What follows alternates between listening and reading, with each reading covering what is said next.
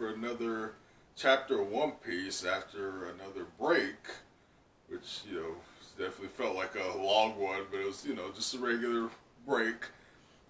So yeah, I guess it's time for chapter 1014 of One Piece, and then 1013.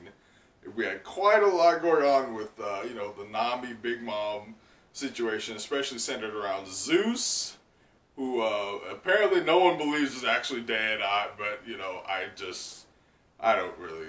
don't need Zeus to be alive, but, I'm sure he probably will pop out of Hera like a xenomorph at some point, but, whatever. I kind of want Nami to get her own power up without Big Mom's soul, but, whatever. And, but yeah, of course, the end of the chapter was quite the cliffhanger with Luffy being knocked off the side of Onigashima, falling down to either the ground or the sea below.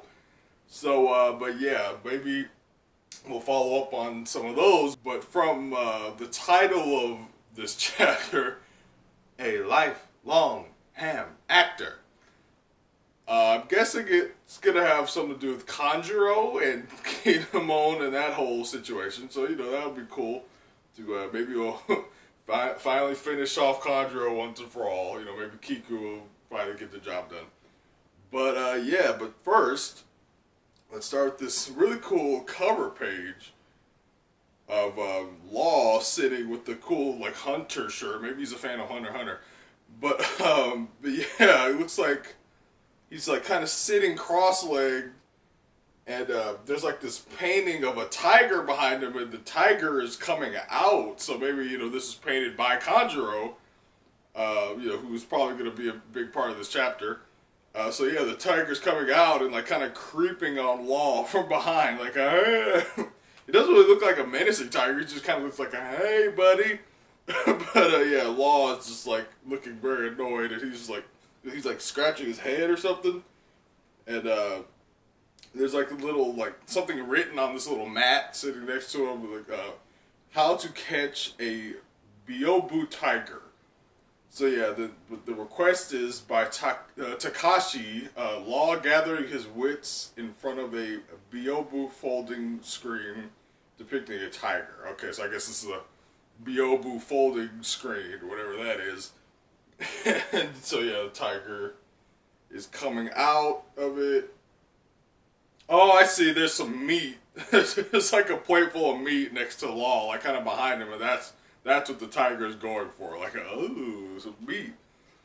So okay, interesting little cover page there. I think I'm kind of missing some of it, not being a Japanese person, but it's cool looking at least. Oh, but we do pick up in the chapter. We do pick up where we left off on Onigashima. So yeah, hopefully maybe we'll get to see what's going on with Luffy, and see if anyone catches him or if he wakes up or what. But Onigashima snakes through the sky. You managed to coat your blows with Conqueror's Haki. Yeah, we see Luffy still falling, and Kaido just going on his little soliloquy. But your technique left a lot to be desired. Luffy's just out. He's just falling through the sky. What was it again? Gumu Gumu no Wororororo. The Gumu Gumu no Worororo. That's pretty good attack for Luffy to use on Kaido. Nah, I'm just kidding. Ooh, Kaido looks really cool. Intense in this intense close-up. Seems like you couldn't be Joy Boy either. Oh shit! Okay.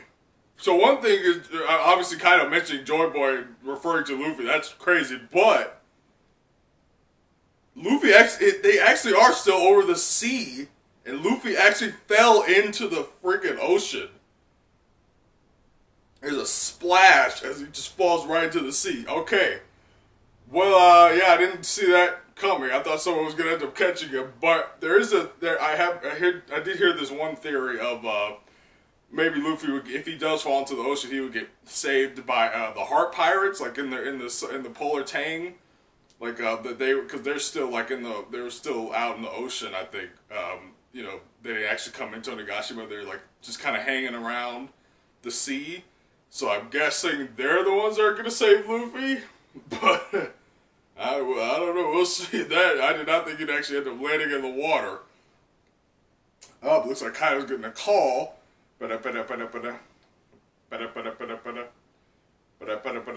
Gotcha. Kaido-sama, I've located Momonosuke. Kaido's like, I'm on my way. Bao Huang. Okay, so it looks like it's Bao Huang who's called him. Yes, sir. Oh no, or maybe he just called Bao Huang afterwards. But he says, announce the outcome of the battle throughout Onigashima. Okay, so yeah, Kaido's calling it a day in his fight against Luffy. He's like, okay, I guess we're done here. He fell into the ocean. He's a Delphi user, so he's fucked. So we cut to the castle interior, third floor. Young Master Yamato has been spotted, openly carrying Momonosuke. Something's wrong. Wait, what happened to the shackles? So we just see a bunch of random beast pirates, and they notice Yamato's not wearing the shackles anymore, the wrist bombs. Yamato just plowing through all these dudes with his club. So you see like a wolf gifter and like some other guy taking a hit. Yamato goes, that's right! I'm not a prisoner anymore. I am Oden! And they're like, what? Oh! So we cut to the first floor attic. We see the frog there, who's like who was a Mary, who's wearing like a Mary mask.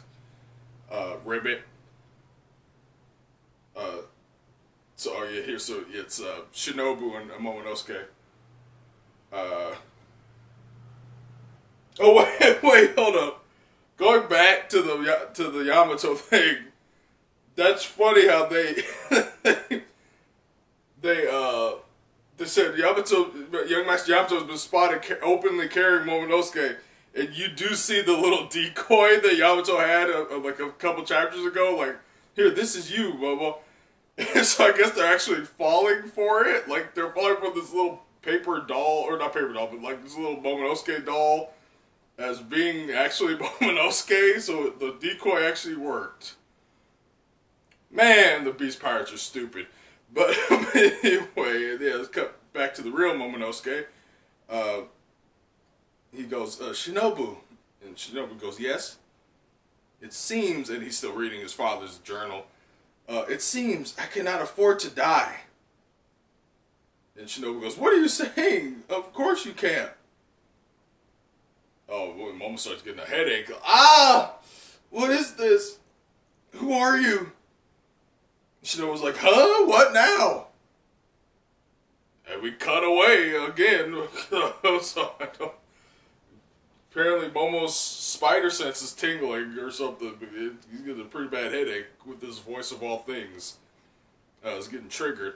Oh my god. When's the last time we saw this? We cut to the Skull Dome live floor, and we cut back to the fight between Queen and Chopper, which feels like a fucking 1,000 years ago at this point. But yeah, well, not as long ago as the fight between like Sasaki and Frankie and Jinbei and Who's Who, even farther back than that. But still, it feels like it's been a while since we saw Queen. But yeah, looks like Monster Chopper's freaking like body slamming the giant brachial body of Queen. It looks like he's got a bunch of arrows in his back too, but wow, this is the most badass Chopper has looked in years. He's slamming Queen into some wreckage, and Queen's like, ah! And the crowd's like, whoa! And someone says, get him, Chopper, Imon-san! Damn, Chopper looks badass. His back is just filled with arrows, but he's still slamming Queen, who's like so much bigger than him. Damn. Oh yeah, we see some like turncoat beast pirates who were swayed by Chopper, like helping them, like curing them or whatever. They're like, ha ha, Queen, you bastard, serves you right. Uh, the other guy's like, yeah, ouch. Oh, Monster Chopper's like breathing heavy. Oh boy, the Queen is he's still laughing. He's like, what's the matter, Tanuki? You're pretty short of breath for someone who's supposed to be winning. And he's like, Queen's like upside down after getting his body slammed. He's just smack talking Chopper. Oh boy, we got Perospero. The arrows are from Perospero. Perospero's arrows. Sorry. But yeah, he's making some more candy arrows out of his fingers. So I guess he's the one who put the arrows in Chopper's back. So they kind of so Chopper's kind of fighting Queen and Perospero. That's really impressive. But yeah, he's got his arrow, his bow and arrow, and his arrow's made out of candy. And he's like, cuckoo. Let's see how long you can keep that up, Perorin. You just got Monster Chopper just thinking to himself, none of my attacks are working on him. Damn it. My gigantification may last longer now, but I have less than 10 minutes left. Always thinking back to Caesar? Shoot, no. That won't do. Wow, okay, so yeah, this is like a flashback with back when Caesar was hanging out with the Straw Hats after Polk Hazard. I guess this is a meeting, a talk between him and Chopper that we never got to see. But he's like, gigantification that only lasts a meager 3 minutes? Why bother? And Chopper goes, but if I stay in Monster Point any longer, then what? Are you really that delicate? I thought you were supposed to be a pirate. And Chopper goes, what did you say? And Caesar goes, Rumble Ball? You call this a formula? He's like, Chopper's like holding up this paper. And we see just the beat up face of Caesar Clown, like laughing. You should just let me design the drug instead. If you gather the ingredients, I'm sure we can increase the time limit of your transformation to 30 minutes. Sure, there will be some added risks involved, but you're not scared, are you? Okay, so wow. That makes a lot of sense, but I never thought of that, nor have I heard anyone float this idea. But yeah, I guess it would make sense for Caesar and Chopper to do a little workshopping to like kind of like up the effectiveness of the Rumble Balls, because that makes a lot of sense actually, even though Chopper completely hates Caesar's guts for being like an evil scientist or whatever. But I guess they still use them to kind of increase his power. Say we cut back to the battle. Queen is about to fire a beam out of his mouth. And this attack is called Black Coffee. It just blasts a Kizaru laser out of his brontosaurus mouth. And but Chopper narrowly dodges it. So that's really impressive. Monster Chopper can dodge lasers. That's a speed feat right there. But yeah, the laser only just hits a bunch of beast pirates, so unfortunately for Queen. Oh shit, but Perospero's about to fire a bunch of arrows into the air. He's gonna rain down candy arrows again. That was like a real pirate R, like, arr! He's gonna rain down candy arrows again. And Perospero's, coo. Take cover!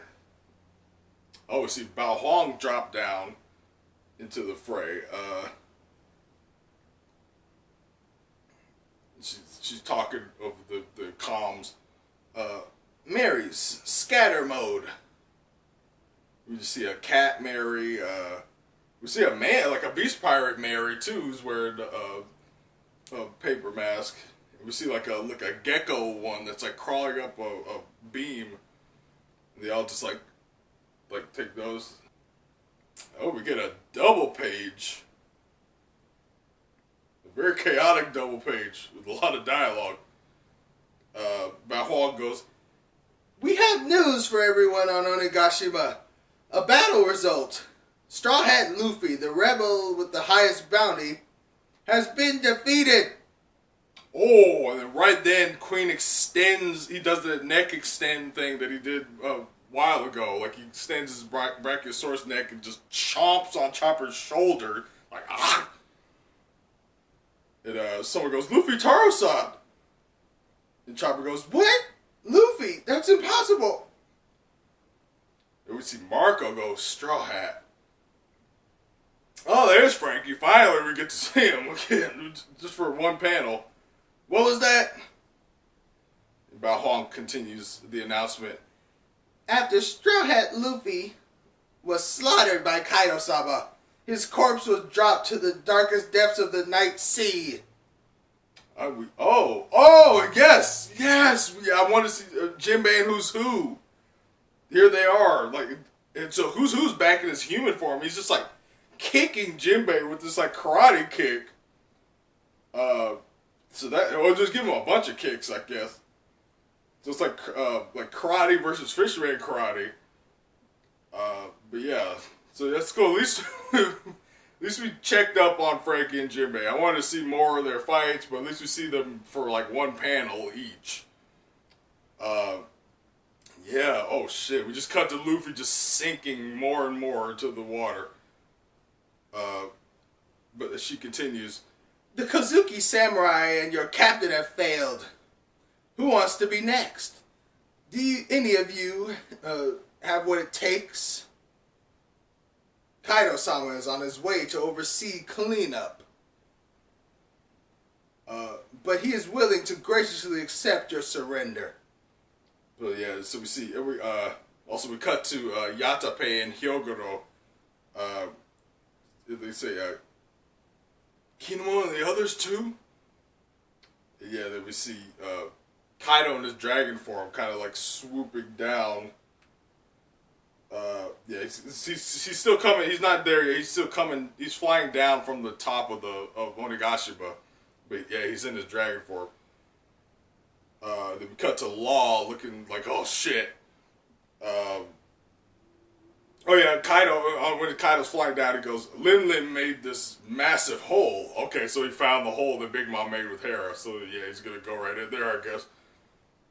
But we cut to Big Mom and Kid fighting. Mama, do you hear that? And Kid goes, like I care about that moron. We cut to Nami, Otama, and Usopp. And Otama's crying, wow, big bro Luffy. Then Bao Huang continues her announcement. If you raise your hands and swear fealty. We cut to Robin and Brooke. They look okay. Robin's doing her thing. Brooke is too. But they don't look too injured or anything. But we don't really see Black Maria.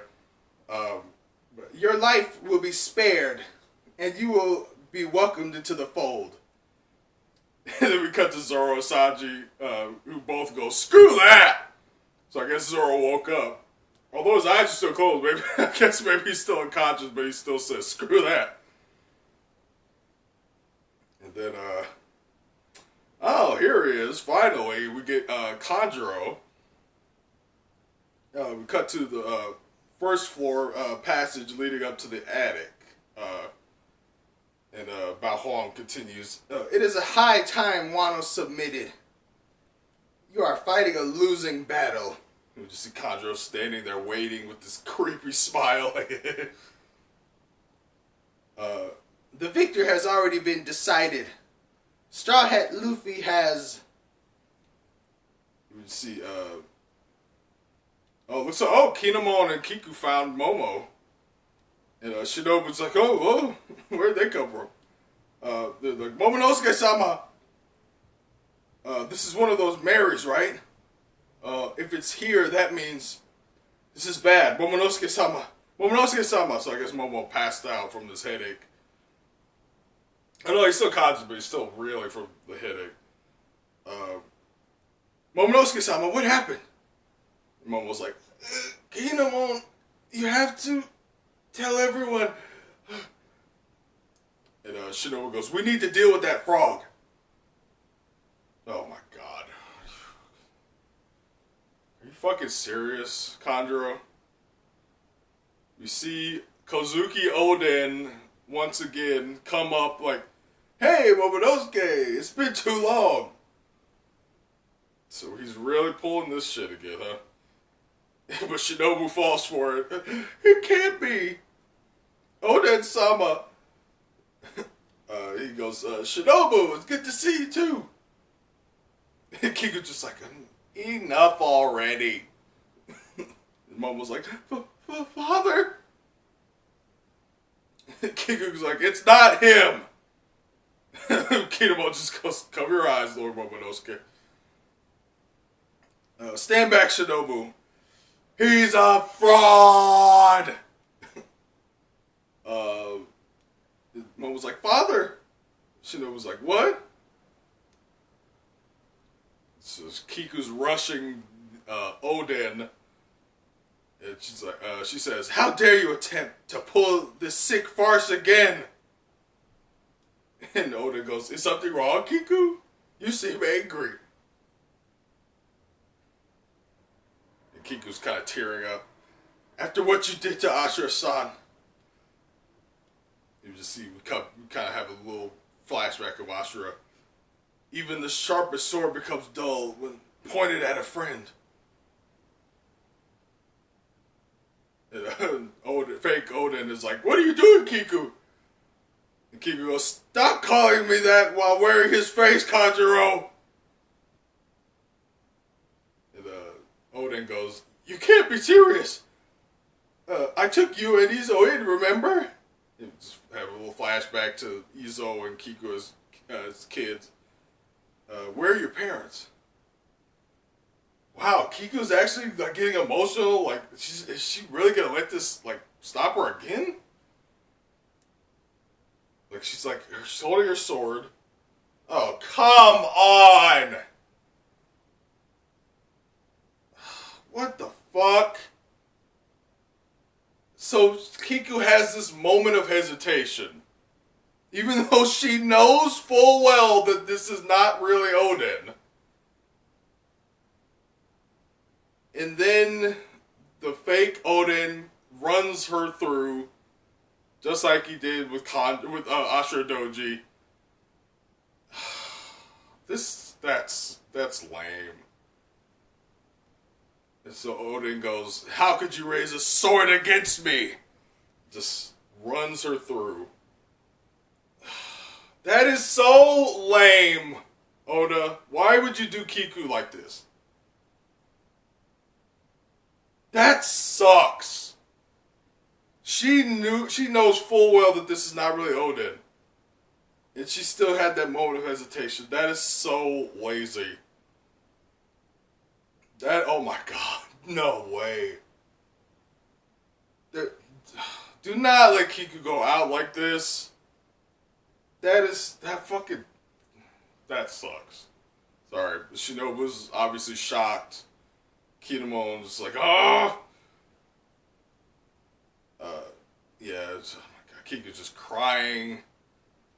Blood coming out of her mouth. I couldn't bring myself to cut him. Kin-sama, And then Oden literally turns into Kanjuro. So I guess it was actually him, just like, I guess he covered himself with, like, his drawing of Oden. Turnabout is fair play. You gave me a fatal wound earlier, after all. Yeah, god damn. So Kanjuro just completely stabs Kiku all the way through. And Kiku falls to her knees. They're like, Kiku! And Mom was like, why? Kanjuro! And Kinemon catches Kiku's body in this epic, touching moment. And she goes, Kin-sama. He says, Kiku. And we get another double page Uh, Kiku just like giving her dying words to Kinemon. Forgive me. The lingering snow is finally melting, so I can tell that the dawn is near. That's actually really poetic because we're all about because this whole thing is it's like their whole Odin and all of his people and like all the minks. Their goal is to bring the dawn of a new era. Like that's what the dream, the ultimate dream of Joy Boy basically is to bring a new dawn. And a lot of people think the D in the Will of D stands for dawn. I think that's probably the most likely thing that it stands for. So that's actually really beautiful. The Kiku's epithet was the Kiku Nonjo of the lingering snow. So that's actually really poetic. Kinemon was like, "What are you saying? Wano's dawn will still shine in the afterlife, right?" Kanjo's trying to like sneak up on Kinemon while he's holding Kiku like a bitch, just like and then he goes Keen, but yeah, Kinemon does not he does not get caught off guard at all, and he cuts Kanjuro like damn near in half. Like he just gives him real good. He cuts him with the fury of all the red scabbards. Kanjuro's definitely he's got to be done after this. It just sucks that he took out Kiku with him, but yeah, it's just an epic moment. It's just like I like these two panels here. It's just like almost like a white background. You just see Kinemon with Kanjuro behind him, and just you get the blood splatter like. And then, yeah, Kanjuro like does his laugh one more time. Kaka. It just, oh, you kaka. Good. Someone had to close the curtain on my life. You just getting Kanjuro flashbacks. Odin-sama, are you sure about taking it a freak like him?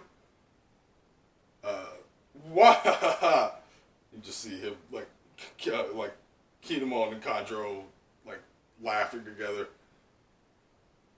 And Kanjuro goes, "And you're the perfect fit for that role. After all, while I was performing on stage, you were my best friend." Kanjuro collapses. Whoa! Is that like suddenly is that like an explosion or something? I think like the roof caves in like as soon as Kanjuro falls. Like the roof above him like collapses. And they're like, "Wow, yeah." Oh shit. Okay, that's not good. We have another double page spread. And I see what definitely looks like Kaido. And Momo is very shocked to see him towering above him, just looking menacing as all hell. Oh my god, dude, this is... Oh! So, okay, Kinemon goes, "Shinobu, take Momonosuke's out and run!" And, Shinobu goes, "Understood." And Shinobu takes it, man. Oh my god! And Kaido looks down at Kinemon like, "You!" And Kinemon just gets ready. He gets his two swords ready. He's ready to guard, but Kaido just smacks him with his club. Holy shit. And oh god, he breaks his sword too. Or at least one of his swords gets broken. And yeah, oh my... Oh! It looks like he completely crushes Kinemon's head. Oh yeah, I thought he was swinging like from the side, but he came down with the club. Oh no! And then Momo just goes, "Kinemon!" And then freaking... Oh!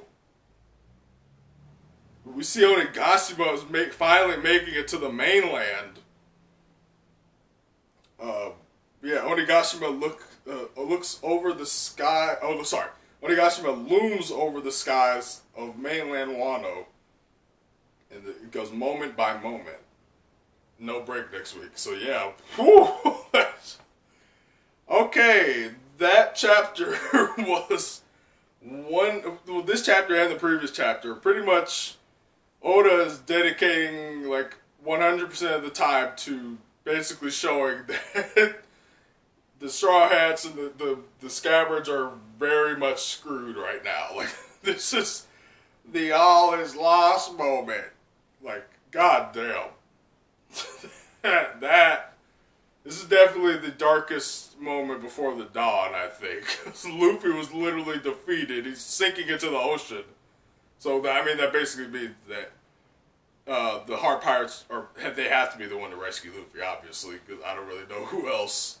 Unless like Shirahoshi shows up out of nowhere, like, I swam to you. I felt like you were in trouble. I saved you, Luffy-sama. But yeah, it's probably gonna be the Heart Pirates in their submarine. But goddamn, is Kinemon dead? I guess apparently Kiku's dead. Kanjo's finally dead, so that's good. But yeah, I don't want to think that Kinemon is dead, because that seems like a pretty abrupt death for Kinemon. But it looks like his head got crushed.